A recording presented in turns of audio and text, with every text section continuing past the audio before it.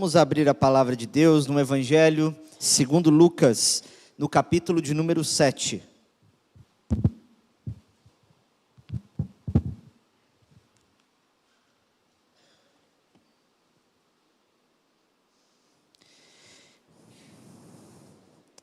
Evangelho segundo Lucas, no capítulo de número 7.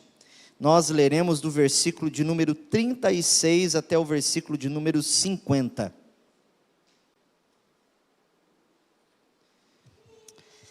Assim nos diz a palavra do Senhor, Lucas capítulo 7, do verso 36 ao 50. Um dos fariseus convidou Jesus para que fosse jantar com ele.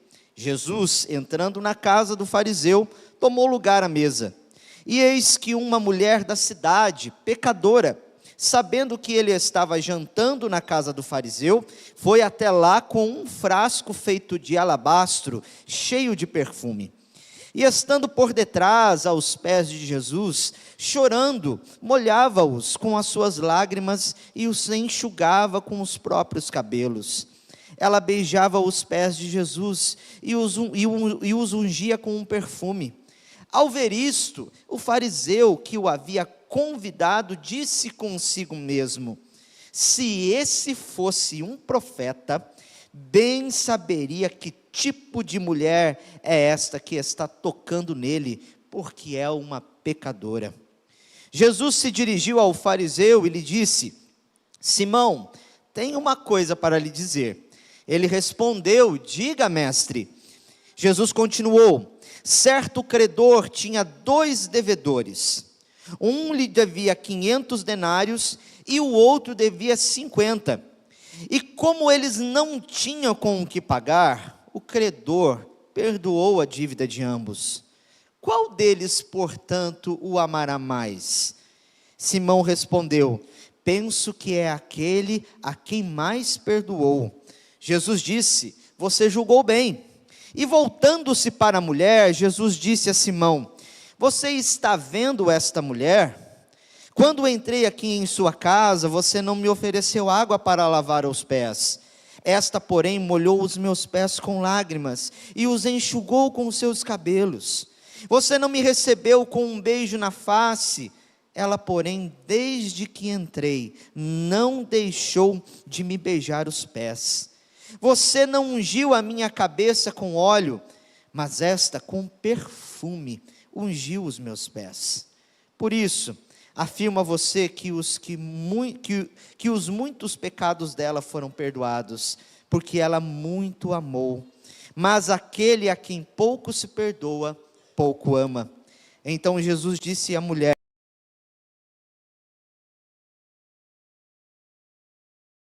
a dizer entre si: quem é este que até perdoa pecados? Mas Jesus disse à mulher: a sua fé salvou você, vá em paz. Oremos nesse instante, irmãos. Obrigado, Senhor, pela tua palavra que fala ao nosso coração, que nos instrui, que nos orienta, ó Deus, e nos santifica o tempo todo. Que o Senhor, ó Deus, ilumine o nosso entendimento, abra o nosso coração para receber aquilo que o Senhor tem para nós nesta manhã. No nome santo de Jesus, amém. Meus irmãos, eu acredito que em algum momento da nossa vida, não sei se todos ou a maioria, já passou por um momento de dívidas. Carregamos dívidas porque muitas vezes circunstâncias externas assim o fazem, ou então pela nossa própria desorganização financeira. E alguns dados indicam que quase 30% das famílias brasileiras hoje, elas estão endividadas. E não só endividadas, inadimplentes, porque não conseguem pagar as dívidas que fizeram. E nós sabemos, né? Eu já estive endividado e sei como é você carregar uma dívida, você perder noites de sono pensando naquilo, você ficar com o seu coração muitas vezes angustiado por não ter condições de pagar algo. Às vezes, algo básico, como uma conta de energia elétrica, fazer a dispensa do mês no mercado. Agora imagine você, se você estivesse, ou se você está passando por esse momento, e chegasse uma pessoa e dissesse assim: olha, eu tenho todo o dinheiro para você pagar a sua dívida, e eu vou quitá-la agora. o sentimento de felicidade, o sentimento de alegria que isso causaria, seria enorme. Eu já experimentei algo semelhante a isso no passado, quando ainda adolescente, jovem, meu pai bancou uma dívida minha. Eu falei assim, olha, isso aqui foi graça de Deus, e aquilo foi como um alívio e uma gratidão muito grande, tomou conta do meu coração. Mas a grande realidade que nós enfrentamos, meus irmãos, é que todos nós somos devedores. Todos nós devemos. Talvez não devamos aqui nesse mundo dinheiro a alguma outra pessoa, a uma instituição, mas somos devedores a Deus. Temos dívidas para com o Senhor, dívidas para com o Senhor da glória, por causa dos nossos pecados e da nossa falta de conformidade com a lei de Deus. No entanto, também recebemos da parte dele perdão. Ele é aquele que perdoou as nossas dívidas de uma maneira completa, na cruz do Calvário, dando a si mesmo, pagando a dívida que era para nós pagarmos, por causa da nossa condenação, por causa do nosso estado de pecado. E é interessante que, ao avaliar esta palavra, perdão, nós vemos que ela é o centro deste relato que Lucas vem trazer aqui, mostrando com desses encontros que Jesus teve com os pecadores. Aqui Lucas, ele tem um propósito de mostrar que as pessoas todas, elas são devedoras, independentemente se elas possuem dinheiro, se elas possuem status, se elas possuem um status religioso, elas são devedoras para com Deus. No entanto, ele evidencia a graça preciosa, o perdão dos pecados, aquele que perdoa as dívidas. E algo muito bonito que nos traz esse texto é que apenas aquele que tem consciência do tamanho da sua dívida é aquele que demonstra tamanha gratidão e amor para com o Salvador. Por isso, o ensinamento que eu gostaria de destacar, a ideia que eu gostaria de destacar deste texto, é aquilo que o Senhor Jesus vai nos falar, de fato, no verso 47. Só pode amar muito a Cristo aquele que foi muito perdoado por Ele e nele crê. Só aquele que tem verdadeira consciência de que é um grande devedor e foi muito perdoado, ama a Cristo verdadeiramente e entrega a sua vida a Ele como resposta por tudo que Ele é e por tudo que Ele fez. Vamos ao texto, vamos explorar este relato tão maravilhoso da palavra de Deus, destacando esta verdade, tendo esta verdade em mente. Em primeiro lugar, nós vemos aqui nos versos de número 36 até o 38, a devoção de uma pecadora arrependida. Veja que, no capítulo 7, nós vemos Jesus se encontrando com vários pecadores. Pessoas que não eram de uma linhagem, de acordo com os judeus da época, muito bem estimados, pessoas que talvez pela sociedade judaica não fossem consideradas dignas de você sentar-se à mesa, comer ou ir ao encontro deles. Eram pessoas gentias, eram pessoas desprezadas, ou eram pessoas que estavam em condições sociais muito ruins. E aqui nós vemos que Jesus encontra-se com cada uma dessas pessoas, desde ali o centurião, depois a viúva de Naim, depois fala-se a respeito de João Batista, e então ele se encontra com uma mulher vai ao encontro dele, uma mulher pecadora. E é interessante o contexto que Lucas nos mostra este encontro de uma mulher pecadora. Por mulher pecadora, nós queremos dizer aqui que era uma mulher que talvez tinha uma má fama na cidade. Uma mulher conhecida talvez pela sua prática de prostituição, de venda do seu próprio corpo, de entrega do seu próprio corpo. Uma mulher que, se você considerar pelos padrões da lei da época, se você conviver com ela, tocar nela, você é considerado uma pessoa impura. Você está em um estado de impureza por causa dos pecados e da condição em que ela estava, do modo como ela vivia. E aqui, um certo fariseu, ele convida Jesus para jantar na sua casa. É bem verdade que na passagem anterior nós vemos Jesus sempre contrastando a incredulidade dos fariseus, a falsa profecia dos fariseus, com a vida de João Batista, que foi aquele anunciado pelo Senhor no Antigo Testamento, um homem cheio de Deus, o maior de todos os profetas. E alguns fariseus sempre olhavam para Jesus, talvez até com um pouco de simpatia.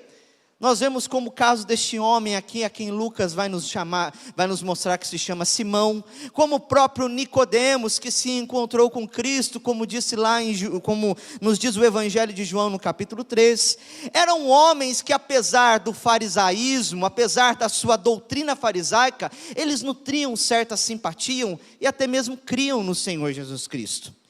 E dado aquilo tudo que tem acontecido, os sinais que Jesus Cristo vem realizado, os encontros, a forma de Jesus ensinar as pessoas, isso chamou a atenção deste fariseu, de modo que ele convidou Jesus para se assentar à mesa com ele para comer. E como nós bem sabemos, assentar-se à mesa é um ato de intimidade, é um ato onde nós podemos abrir o coração. Nós não trazemos para dentro de casa as pessoas que nós não gostamos, ou por quem nós não temos algum interesse, ou então por quem nós não queremos nos relacionar. E este homem, de um modo talvez sincero, pronto, ele chama Jesus para comer junto com ele. Agora você imagina que os jantares nas casas desses mestres fariseus eram jantares muitas vezes abertos, as portas ficavam abertas e talvez uma pessoa que passasse na rua quisesse escutar a conversa, porque não era apenas uma conversa de teor particular, mas era uma conversa de ensino público que às vezes se tornavam esses jantares. Elas poderiam entrar e ouvir aquilo que estava sendo ensinado por um mestre, por um profeta. E tendo em vista que ele via Jesus como esse mestre, como esse rabi, como ele mesmo vai dizer a respeito de Cristo, ele chamou Cristo e deixou a porta aberta para que, se alguém entrasse e quisesse ouvir os seus ensinamentos ao redor da mesa, poderia se achegar de um modo mais à vontade. No entanto, meus irmãos, algo aqui realmente que aquele homem não esperava aconteceu. Jesus se assentou à mesa e tenha em mente, imagine só, a mesa na qual ele se assentava não era uma mesa igual à nossa, alta, com cadeiras altas, onde nós ficamos com os pés no chão. Eram mesas baixas, eram quase sabe aquelas mesinhas de centro que nós colocamos na nossa sala? Então as pessoas se assentavam ao redor dessas pequenas mesas, os pés ficavam para trás, né, e eles ficavam meio que reclinados ali, e compartilhavam da refeição e conversavam, e ali acontecia um ensino, o discipulado, se podemos dizer assim. E também outra coisa que nós podemos destacar é que, naquela época, não havia ruas pavimentadas, eram estradas de terra, estradas de poeira, e os pés, eles não tinham calçados fechados, como nós temos hoje. As sandálias eram abertas, as sandálias eram empoeiradas, os pés ficavam sujos, e então eles se assentavam naquele lugar para comer. E então diz o texto que de repente, eis que uma mulher pecadora, sabendo que ele estava na casa desse fariseu, ela entra ali, certo, para poder fazer algo inesperado.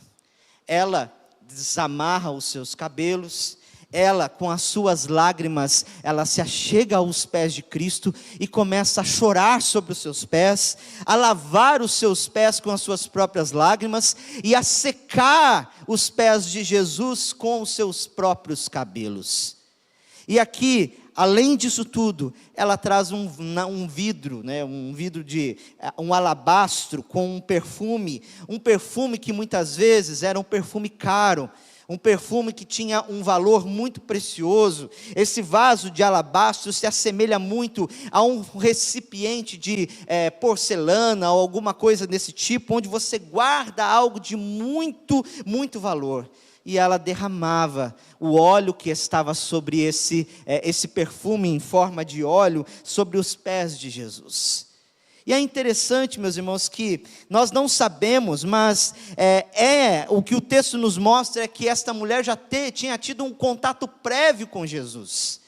E que de fato ela teve uma experiência talvez de perdão, e aquilo que ela estava fazendo era realmente vindo de um coração agradecido, de um coração arrependido. Ela veio derramar aquilo que ela tinha de mais precioso aos pés do Senhor, por causa do seu amor para com o Senhor. A devoção desta mulher aqui é destacada por Lucas. E veja que mais ainda naquela época, as mulheres elas não tinham valor, elas não eram consideradas dignas, seja pela cultura grega, romana, seja muitas vezes pelo judaísmo, que achavam que as mulheres elas tinham um status menor de dignidade diante de Deus.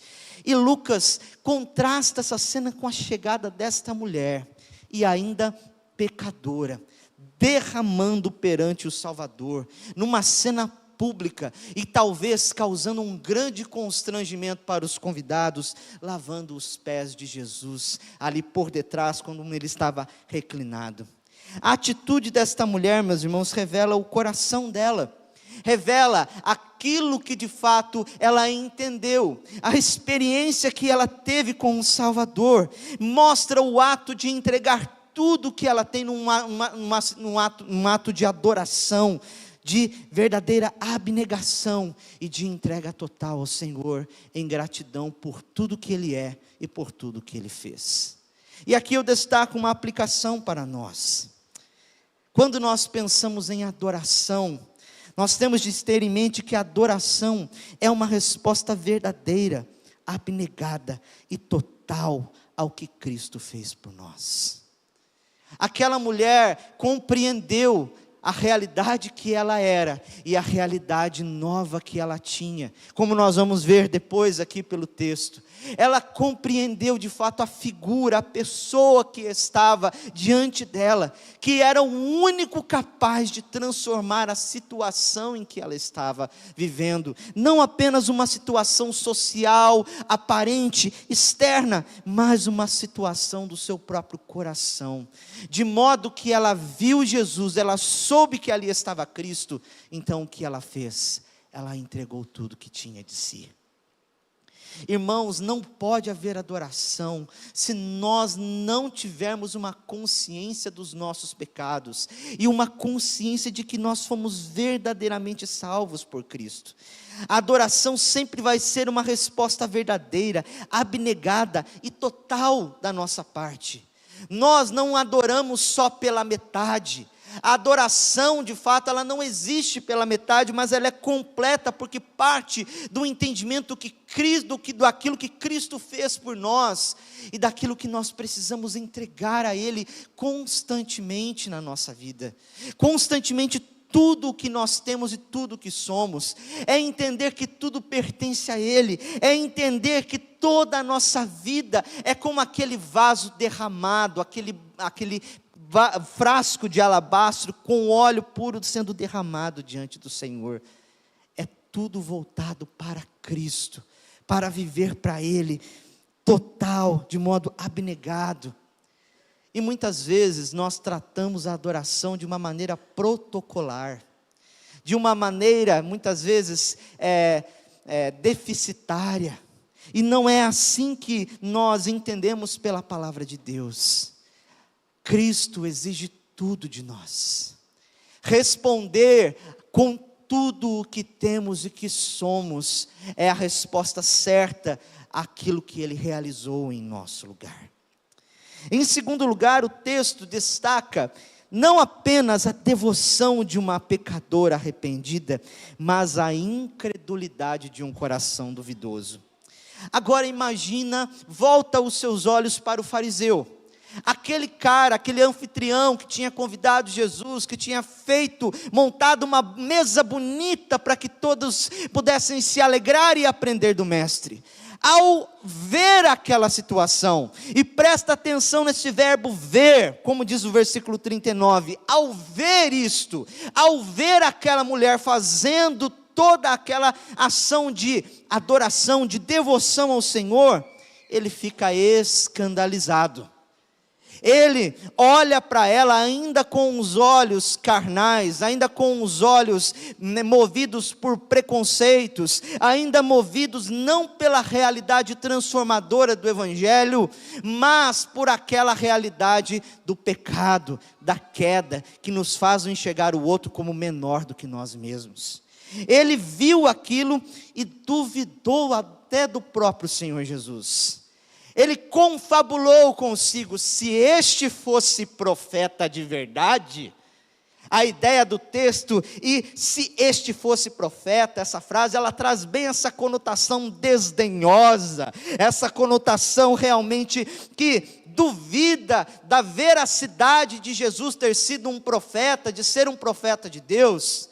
Ele pensa consigo: se este fosse um profeta de verdade, ele não iria permitir que uma mulher pecadora como essa tocasse os seus pés e o deixasse impuro. Ele estava muito mais preocupado com a tradição dos fariseus do que de fato com aquilo que Cristo pode realizar e com aquilo que ele fez na vida daquela mulher, a ponto dele duvidar do próprio Cristo. Um profeta de verdade não faz esse tipo de coisa. Um profeta de verdade não se porta desta maneira. Que escândalo, que horror. Eu convido este homem para vir aqui em casa. Este homem, quando que ressuscitou ali uma pessoa que estava morta, e todas as pessoas da cidade disseram: há um profeta entre nós. Esse homem que faz sinais e maravilhas, ensina a lei de Deus de uma maneira tão maravilhosa, agindo desta maneira. Que horror. Que coisa feia. E é claro que Lucas nos traz todos esses pensamentos, daquele homem. Ele não externaliza isso, ele não verbaliza isso, mas isso mostra como que ainda a incredulidade, apesar de toda a simpatia que aquele homem tinha por Jesus, e apesar de convidar Jesus para sua casa, num gesto de mostrar até mesmo que pudesse crer e aceitar aquilo que ele estava fazendo, a sua missão, ele ainda tinha um coração muitas vezes distorcido pelo pecado, uma visão distorcida pelo pecado, por causa do seu coração duvidoso, por causa da sua incredulidade. E como nós lemos aqui na nossa liturgia, eu destaco uma aplicação para nós. A incredulidade distorce a visão sobre Cristo e sobre o nosso próximo. A nossa incredulidade, a dureza do coração, nos impede de enxergarmos o Senhor como Ele verdadeiramente é. Nos impede de enxergarmos a Cristo em toda a plenitude daquilo que a palavra de Deus nos fala a respeito dele, e também nos faz ter uma visão depreciativa do próximo. Olhamos para o próximo como se nós fôssemos melhores do que eles, como se nossos pecados não fossem tão graves e tão grandes assim, como se nossa vida, como se nossas atitudes, elas fossem melhores. Olha só aquele pecador lá, eu cometi pecado, mas não cometi pecado desse jeito não, eu não peco desta maneira não, eu tenho alguns pensamentos, é claro, eu não sou perfeito, mas desse jeito, não. Veja a atitude deste homem, a visão dele ainda estava, como se diz, turva, por causa do pecado, por causa da queda. Mas aqui, meus irmãos, nós vemos um movimento gracioso, porque Cristo, Ele demonstra graça não apenas quando Ele diz, vai, não peques mais, mas também quando Ele corrige a nossa visão. Veja que nos versículos de número 44 a 47, Jesus traz a visão correta de quem nós somos, de quem aquele fariseu era, e de quem aquela mulher era também. Veja que depois, conhecendo os pensamentos daqueles fariseu, é interessante que mais uma vez Jesus aqui demonstra o atributo da onisciência. Sendo o verdadeiro Deus, Ele é aquele que de fato conhece os nossos pensamentos, conhecem as nossas motivações, e conhecendo aquele homem, Ele age de uma maneira curiosa. Veja que aquele homem duvidava que Jesus Cristo era verdadeiro profeta. Aquele homem olhou para aquela mulher de uma maneira errada, distorcida. Então Jesus ele vai trabalhar nesses dois pontos. Ele é intencional quando ele fala, quando ele corrige. Ele chama a atenção: Simão, tenho uma coisa para lhe dizer. E há algo aqui, esse tem uma coisa para lhe dizer, dentro da língua a qual esse texto foi escrito, ele traz um aspecto formal de alguém que está corrigindo o outro, de alguém que está chamando a atenção. Para nós mineiros, lá do Triângulo de Minas, é assim: escuta. O pessoal fala assim: escuta, quero falar uma coisinha para você, entendeu? Jesus está chamando a atenção dele: olha, vem aqui, olha só, eu tenho uma coisa para dizer a você. E aquele homem, ao ouvir essa palavra autoritária, deve ter assim: ixi, o que será que aconteceu, o que será que eu fiz, Ele diz: diga, mestre. E é interessante que ele reconhecia Jesus como mestre, reconhecia ali como aquele que ensinava a palavra, certo? Então Jesus conta uma parábola. Veja a maneira de Jesus repreender, veja a maneira graciosa de Jesus ensinar. Ele não vai lá com, não faça isso ou aquilo, mas ele vai atiçando a imaginação daquele cara. Ele conta uma parábola, ele conta uma história para repreender o pecado dele. E é interessante esse modo de Jesus fazer isso, porque era um modo que os profetas do Antigo Testamento muitas vezes repreendiam as pessoas. Lembra da história do pecado de Davi? Como que Natã chegou para repreender o pecado de Davi? Contando a história de um homem que tinha ali uma cabritinha, um gado, e era tudo que ele tinha, e veio o outro e pegou aquele animalzinho, matou aquele animalzinho, levou para sua casa, e Davi foi levado à ira por causa daquela história. Quem é essa pessoa? Me traga até aqui que eu vou fazer justiça. Aí Natã fala: essa pessoa é você, você fez isso quando você tomou a mulher do seu soldado para vir e deitar-se com ela. E Jesus está usando da mesma maneira. Ele conta a história de um credor que tinha 2 devedores. E ali um devia, segundo aqui o texto nos informa, 1 mês de salários. Pela medida monetária da época, era o denário, que equivalia a 1 dia de trabalho por 1 salário, certo? Então, esse credor aqui tinha 2 pessoas que deviam para ele. Um devia 50 denários e outro 500 denários. E ele, por saber que esses 2 não tinham condição alguma de pagar a dívida, então esse credor faz o quê? Perdoa.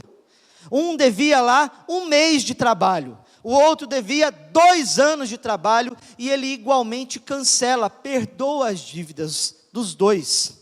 E então Jesus volta a Simão e diz: quem desses foi mais perdoado? Quem desses que vai demonstrar maior gratidão por aquele credor? E o fariseu, sendo ele um homem bem conhecido, ele diz: aquele que tinha mais dívida, aquele que foi mais perdoado, aquele que devia mais. E então Jesus vai aplicar depois esta parábola a este homem. Mas veja, Jesus ele vem aqui com um desejo de corrigir a visão daquele homem. Ele mostra a ele o seguinte: você julgou bem, você é entendido, você consegue compreender as coisas que eu digo a você. A história que eu lhe contei, você conseguiu entendê-la, mas vamos trazer as questões mais a fundo. Aí então ele faz uma comparação, um contraste entre aquela mulher pecadora e aquele fariseu. E aqui então, Jesus mostra nesse contraste que aquele fariseu era tão pecador quanto aquela mulher. Porque aquela mulher tinha feito o que ele não tinha feito pelas regras de hospitalidade da época. No Antigo Oriente Próximo, eles valorizavam muito quando você recebia um hóspede na sua casa. De modo que, por causa das ruas serem empoeiradas, eles preparavam água para lavar os pés antes de entrar na casa. E aquele fariseu não tinha feito esse tipo de coisa para com o Senhor. Ele entrou com os pés sujos, se assentou à mesa com os pés sujos, e era algo que, de acordo com a etiqueta de hospitalidade, não podia acontecer. Era comum que as pessoas saudassem um convidado, a quem eles tinham ainda por ilustres, um homem como um status na sociedade, que tinha uma posição entre os fariseus, com um beijo, com um ósculo santo, como Paulo vai ensinar os irmãos naquela época a fazer uns com os outros, a saudar com beijo, e ele não tinha saudado Jesus com beijo. Mas aquela mulher, ela lavava os pés de Jesus com as suas lágrimas e beijava continuamente os seus pés. E além de tudo, era comum que você passasse, por causa do calor, por causa das condições climáticas, um óleo de azeite de oliva sobre a cabeça das pessoas, para que elas pudessem ficar apresentáveis, para que elas pudessem ter ali algum benefício decorrente ali da situação climática. E aquela mulher, aquele homem, na verdade, o fariseu, não fez isso. Ele não ungiu a cabeça de Jesus com óleo, mas aquela mulher chegou com um óleo caríssimo e ungiu os seus pés. E aqui ele está levando aquele fariseu orgulhoso, aqui ele está levando aquele fariseu orgulhoso a uma posição de rebaixado, para mostrar aquele, olha, ela faz essa situação, faz tudo isso que ela está fazendo, e o que está causando escândalo a você, porque ela sabe da gravidade dos pecados dela. Você não fez nem sequer o básico da etiqueta da hospitalidade. Você apresentou uma hospitalidade deficitária, enquanto esta mulher entregou tudo aquilo que tinha. Veja que Jesus chama a atenção daquele homem dizendo, no versículo 4, você está vendo esta mulher? É interessante que ele tinha olhado para essa mulher, mas não com os olhos da graça de Deus, do perdão que Cristo já havia oferecido a ela, não com os olhos de misericórdia, de uma pessoa que estava assim numa condição de pecado terrível, mas que fora retirada desta condição pela graça do Senhor Jesus, pela graça do Filho de Deus, que foi manifestada a ela. E aqui então, eu destaco uma aplicação para nós, dos versos 44 a 47. Só quem recebe o perdão pode amar verdadeiramente. Só como aquele que se vê como um grande pecador, como Jesus nos mostra no versículo 47. Os muitos pecados dela foram perdoados porque ela muito amou, no sentido de que ela sabe da quantidade de pecados que ela tem, por isso ela age dessa maneira, por isso ela demonstra um amor tão intenso pela minha pessoa. Só pode amar muito a Cristo aquele que foi muito perdoado por Ele e nele crer. Só quem recebe o perdão de Cristo pode amar verdadeiramente a Deus. Só aquele que tem consciência verdadeira que é um grande pecador, que é uma pessoa que carece desesperadamente da misericórdia do Senhor, pode verdadeiramente amar a Cristo. Qual que é a visão que você tem de si mesmo? Você se enxerga como aquele que pecou pouco ao longo da sua vida? Eu sou presbiteriano, eu fui criado em família presbiteriana, eu aprendi a viver de acordo com o presbiterianismo, eu tenho um orgulho no meu coração de dizer assim, eu não sou como aqueles fulanos que vieram de outras denominações assim assado. Como está o seu coração? Qual é a visão que você tem de si mesmo? Você se vê como um devedor terrível, é como aquele cara da parábola que devia 2 anos inteiros de trabalho. Qual é a visão que você tem de si mesmo? Qual é a visão que você tem dos seus próprios pecados? E por fim, dos versos 48 a 50, nós vemos como Jesus, ele traz ali a realidade, algo que já tinha acontecido. Ele se volta para aquela mulher dizendo: os teus pecados estão perdoados. Não por causa da atitude que ela havia feito ali, de derramar o óleo sobre os pés de Jesus, mas porque aquilo já revelava aquilo que ela tinha entendido e do que já tinha acontecido anteriormente. E ele faz isso de uma maneira pública, para chamar a atenção daqueles que estavam assentados à mesa com ele, de modo que eles ficaram perplexos. Quem é este que pode perdoar pecados? Porque nem no Antigo Testamento nós temos dizeres que o Messias era aquele que viria e perdoaria os pecados, mas este é aquele que tem a autoridade do próprio Deus, é aquele que tem a autoridade do próprio Senhor para livrar uma mulher numa situação tão caótica, tão terrível como ela vivia, numa condição terrível em que ela estava. Os pecados estão perdoados, mostram um novo status, uma nova condição que aquela mulher recebia, não mais como escrava dos seus pecados, mas como um verdadeiro filho de Deus. E ainda Jesus reforça no versículo 50 que esta salvação, que este perdão não foi atrelado às obras que ela praticou, mas à fé que ela demonstrou no Salvador. O perdão transformador de Cristo, ele atrai as pessoas que são mais desprezadas. Ele atraiu a mim, irmãos, ele atraiu a você.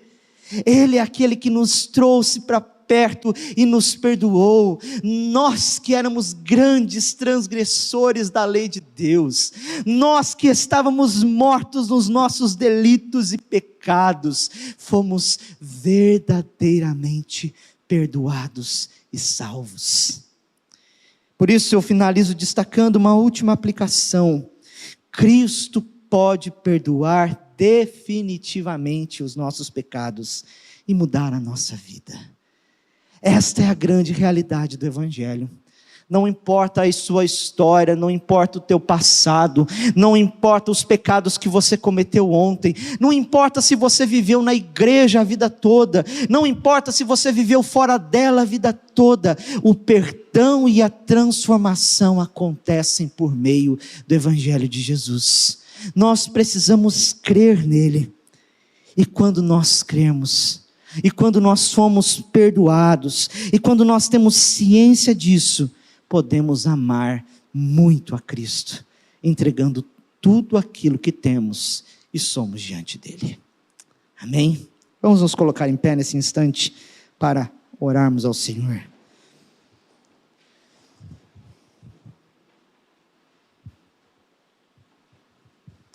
Senhor Jesus, quem somos nós, ó Pai, para dizer que somos bons em alguma coisa, ou merecedores daquilo que o Senhor fez em nosso lugar?